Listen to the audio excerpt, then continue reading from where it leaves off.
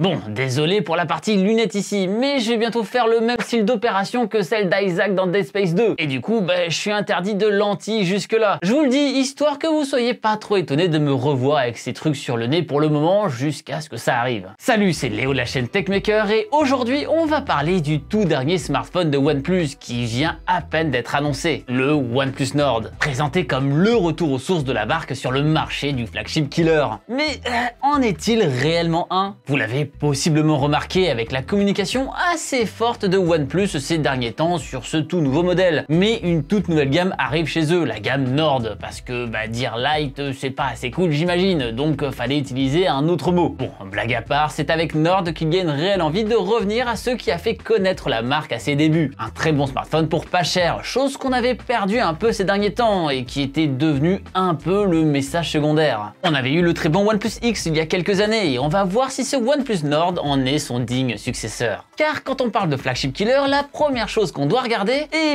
c'est le prix. Et ici, on est sur des smartphones à partir de 400 € pour 8 Go de mémoire vive et 128 Go de stockage. Si on y rajoute 100 €, on peut y gagner 128 Go de stockage supplémentaire et 4 Go de mémoire vive. On se retrouve donc avec un modèle de départ au prix du OnePlus 3. Et je vous avais dit qu'avec la gamme 8, la marque avait totalement lâché son envie de détruire les modèles haut de gamme du point de vue du prix, puisque elle les avait rejoints, notamment avec le 8 Pro qui coûtait au minimum 900 € à sa sortie. Alors on peut se réjouir du fait que OnePlus revient sur des prix plus bas avec sa toute nouvelle gamme Nord, qui d'ailleurs, plus j'y pense, plus c'est pas logique de pas l'avoir appelé Lite, vu qu'ils appellent bien leur meilleur smartphone un smartphone pro, mais bref. Mais là où il y a quelques années très peu faisaient de bons modèles sur le marché à bas prix, aujourd'hui on retrouve plein de marques faisant des modèles super intéressants à moins de 400 €. Donc on va voir si OnePlus va réussir à revenir, à s'imposer sur son marché de base. D'ailleurs, il y a vraiment cette envie de rappeler la bonne époque, avec des préventes extrêmement limitées pour réserver son smartphone. Il y en a eu plein et en soi, ça servait un peu à rien, parce que oui, ok, avoir quelques goodies peut-être, mais ça n'allait pas vous empêcher d'avoir votre précieux. Alors que à l'époque des invitations, c'était un peu compliqué, et ça rappelle ce fameux système. Pour tous ceux qui se souviennent de ça, c'était un sacré enfer, plus jamais vous faites ça OnePlus. Évidemment, qui dit smartphone moins cher dit compromis, et évidemment, il n'a clairement pas les performances du OnePlus 8 Pro. OnePlus 8 Pro dont j'ai pété l'écran d'ailleurs, mais bon, ça j'en reparlerai dans une prochaine vidéo normalement. Mais alors contre quoi on échange cette baisse de prix? On va ici se retrouver avec un Snapdragon 765G qui est à peu près 10-15% plus faible que le 865 du gros flagship, ce qui reste carrément correct et qui pourra tout de même faire tourner l'écran AMOLED Full HD+ de 90 Hz de ce modèle sans aucun problème. Écran qui au passage profite toujours du HDR10+. À côté de ça, on a tout de même la compatibilité avec la 5G. Alors encore une fois, ça peut paraître un petit peu inutile aujourd'hui, mais la 5G devrait se développer très rapidement à travers le monde, même si en France on a un petit peu de retard, c'est vrai. Et savoir que ce modèle devrait pouvoir suivre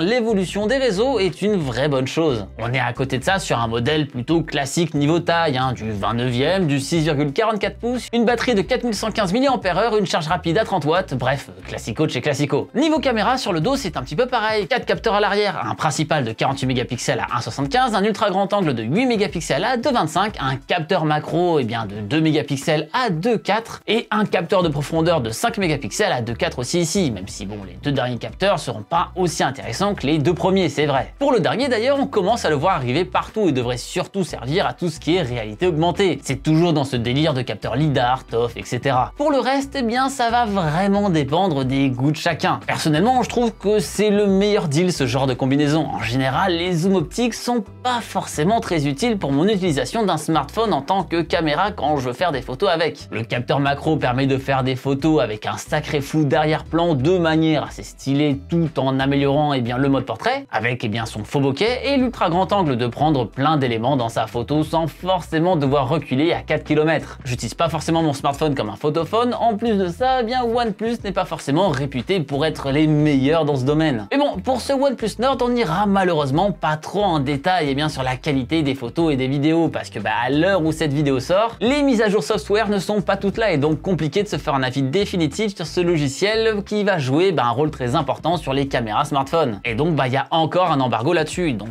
pas vraiment le droit de vous montrer ça. Et donc je vais éviter de vous montrer des clichés pris avec, au risque de me retrouver suicidé de balles dans le dos. En soi, on peut trouver d'ailleurs ça étrange, parce que ça arrive pas très souvent ce genre de choses, mais de l'autre c'est assez logique au vu de ce qui s'était passé les années d'avant. Les OnePlus 7 Pro et 8 Pro Pro ont eu des grosses mises à jour photos changeant totalement la qualité des appareils. Ces derniers s'étaient un peu fait démonter à cause des photos dévoilées avant leur sortie, vu qu'en général ce genre de téléphone, les gens qui les testent l'ont avant leur sortie, alors que d'autres leur rendaient gloire suite à ces fameuses mises à jour, ce qui rendait le tout plutôt confus pour les gens qui voulaient acheter ce téléphone. Et donc c'est compréhensible de ne pas vouloir laisser se reproduire là la même chose en laissant ces clichés qui n'auront donc pas forcément vraiment la même valeur et la même tronche une fois que le produit sera à la vue de tous. Surtout que, comme je peux le dire à chaque fois, je suis clairement pas le youtubeur le plus expérimenté dès qu'il faut parler qualité photo et vidéo. Et donc je vous laisserai vous intéresser à ces parties chez d'autres copains qui testeront tout ça bien plus en profondeur. Néanmoins, je vous partagerai sûrement quelques clichés sur mon Instagram, donc si ça vous intéresse de voir la qualité de ce truc là une fois que je pourrai vous le montrer, n'hésitez pas à m'y suivre, on en reparlera bientôt. Le plus gros changement qu'on peut voir sur ce smartphone niveau design,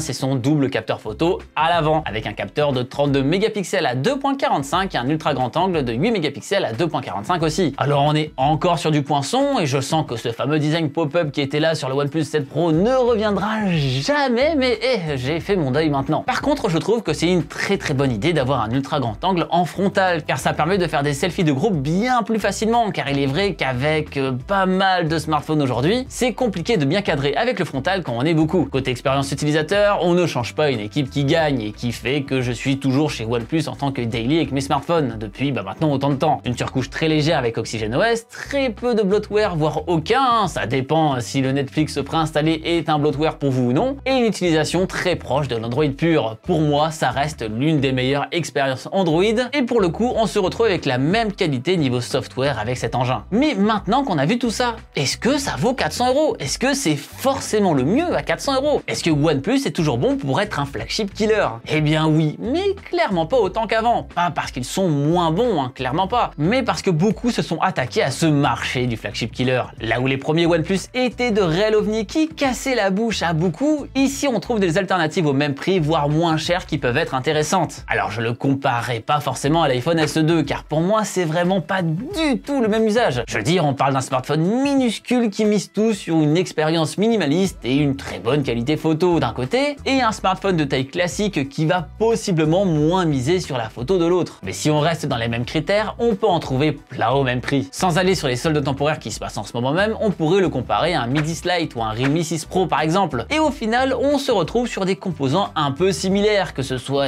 au niveau du processeur, de la dalle et des capteurs. Mais je trouve que ce OnePlus Nord propose tout ce qu'il faut à ce bas prix. Une bonne expérience utilisateur, un truc qui manque beaucoup sur des téléphones pas chers, un écran 90 Hz AMOLED et un support de la 5G qui devrait arriver d'ici peu et qui va devenir indispensable. A voir aussi ce que vaudra le nouveau smartphone d'entrée de gamme de chez Google avec le supposé Pixel 4a, mais il est cocasse de constater que le marché du flagship killer est maintenant bombardé dans tous les sens. A voir si OnePlus arrivera à s'y refaire une place avec ce nouveau modèle. On sent qu'il y a une vraie envie d'atteindre tous les marchés maintenant, et là où OnePlus ne s'arrêtait qu'au marché des flagship killers à l'origine, il est aujourd'hui sur celui des flagship killers et des flagships, mais aussi sur celui des accessoires, avec des écouteurs depuis quelques temps, des chargeurs sans fil et maintenant des écouteurs totalement sans fil ici qui ressemblent pas mal à des AirPods, on va pas se mentir. Alors ok, ça s'appelle des écouteurs sans fil true wireless si vous préférez, sauf que Apple a gagné cette guerre et on appellera toujours ce genre de choses des AirPods-like. Vendus à 90 €, le but aussi ici est d'aller sur de l'entrée de gamme. J'en ferai pas une review détaillée parce que c'est pas forcément mon truc, mais ici en gros on est sur des écouteurs avec une autonomie ok, un son ok, une ergonomie ok, mais bon, ça me fait pas rêver et ça me fera pas lâcher mes gros casques audio que je me trimballe partout. C'est pas trop mon délire les AirPods-like. En conclusion, ce OnePlus Nord permet de reconquérir les fans de la première heure et de trouver acquéreur auprès de ceux qui cherchent cette expérience utilisateur Android qui est vraiment satisfaisante et un smartphone qui supportera l'arrivée de l'ère 5G car ses performances sont bonnes, l'essentiel est là et finalement on a l'impression d'avoir un vrai mini flagship entre les mains. Vu qu'en soi il en coche plein des cases, mais ça me fait quand même poser une question. À quoi sert encore aujourd'hui la gamme non pro chez OnePlus? Déjà le OnePlus 8 n'avait pour moi aucun intérêt car c'était bien plus sympa de se prendre un OnePlus 7 Pro ou 7T Pro qu'on pouvait trouver exactement au même prix. Et donc déjà la version non pro n'avait vraiment que très peu d'utilité depuis la séparation en deux modèles à chaque sortie. Mais avec l'arrivée de Nord, elle fait encore plus tâche. Alors est-ce qu'on va arriver à un moment où il n'existera que des pros et des Nord? Parce que